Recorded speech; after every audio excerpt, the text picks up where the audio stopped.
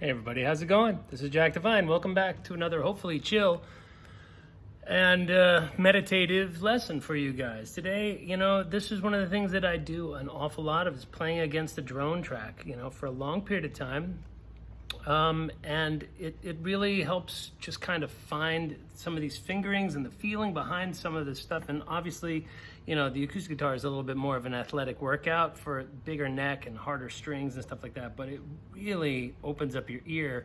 You can take some time to play against some of those droning things, these kind of nice sounds where you've got the 3 rubbing against the 4, right? That kind of sound. I think that was the opening arpeggio I stumbled on. That's really nice. And then some of these other just dreamier. Kind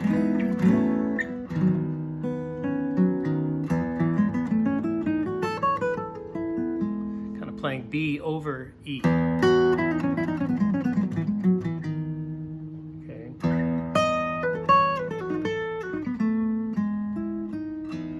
Very nice sound when you're going for that super hyper major, So major 7 with a 6, right? Perfect 4. That kind of sound, that 9. So that kind of sound. Super pretty, all right? And, the main thing that I use this for is for, maybe exploring modal differences, or maybe running a sound against a drone really helps drive home the sound of whatever it is, the character rather of it, okay? So now that we've got that like kind of in our ear, let's break down one of the rhythmic devices that was at use during that lesson, and that's this lick, okay? So that's 1 and triplet.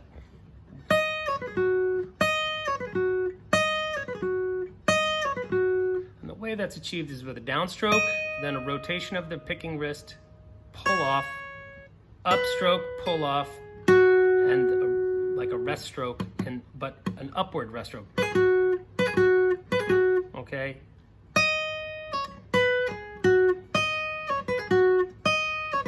You can wait for a while on that. Okay.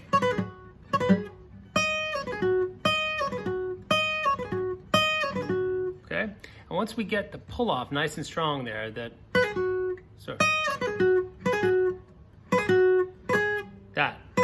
got to get that pull off to that note nice and strong.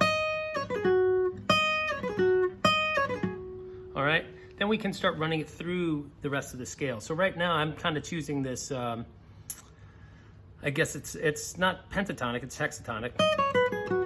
Right, 1, 2, 3, 4, 5, 6 notes out of E major. So we're using that major 7, 6, 5, 3, 9. All right, if we keep going down, we hit the 6, okay, and then back to our 3. So we're gonna go.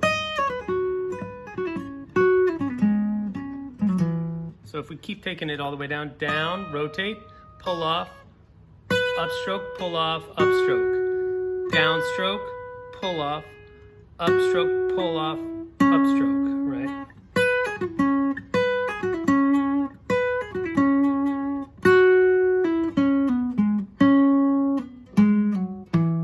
If we want to, we can imply the 5 by going and then back to our, right? We could stay in the 11th fret.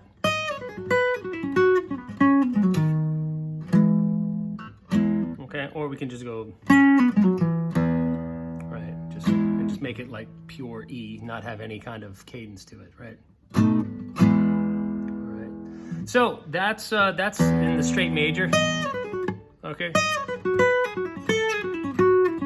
You can bring in other notes, but once you get that, that's a nice little thing to have in your right hand, and I used it down here.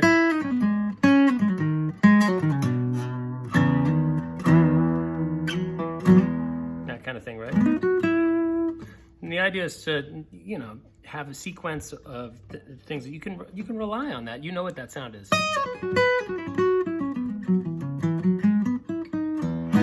Okay. Now, if we take that and let's run it up against a different scale. All right. Let's run it up against C sharp. right? We can hear what it would sound like in a minor context, because C sharp minor, right, is the same as, this is the same, you know, kind of notes, but the gravity is down here on that. Right? Got that now?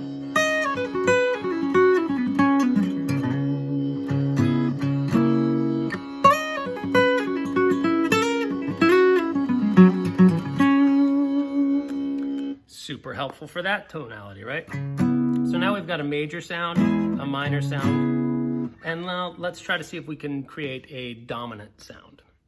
All right, so that would mean that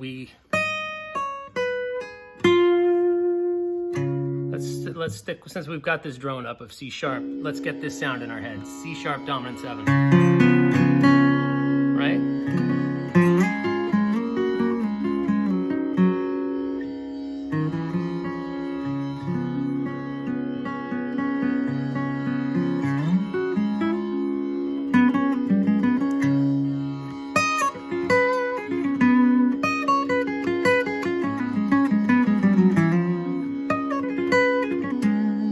That's it.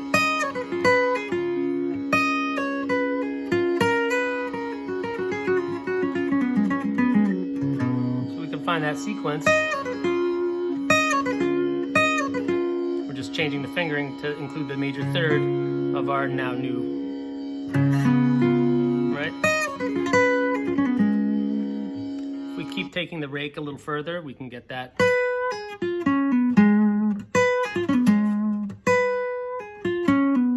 So that's adding an extra note there.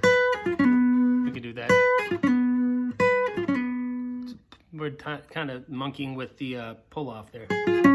Whoop. I'm doing that. It's just an upward rake.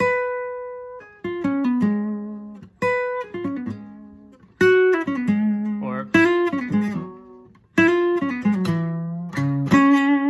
right? So these kind of little, those kinds of things, they come in really handy to have these little sequences down, okay?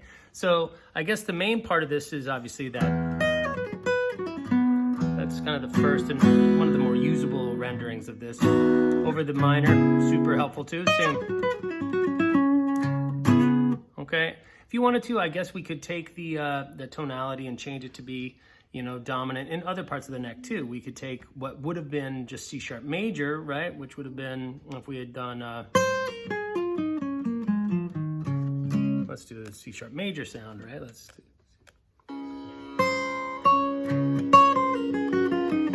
right? So we can take that.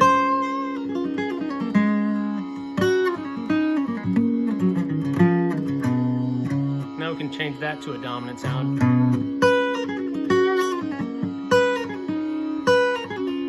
Right?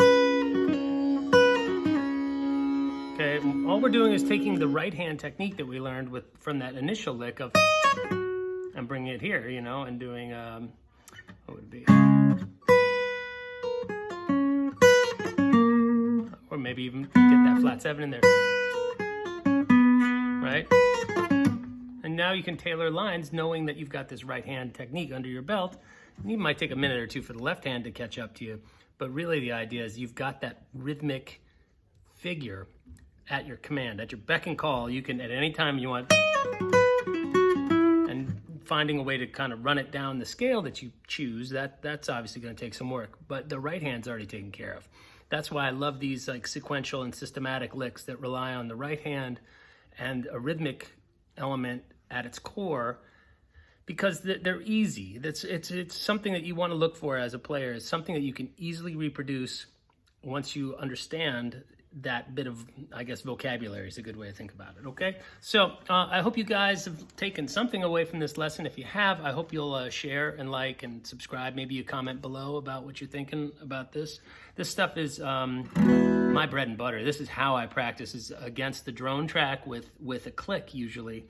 And that way I can kind of control both tempo and you know, tonality or modality, right? Or I can experiment with all these parameters, okay?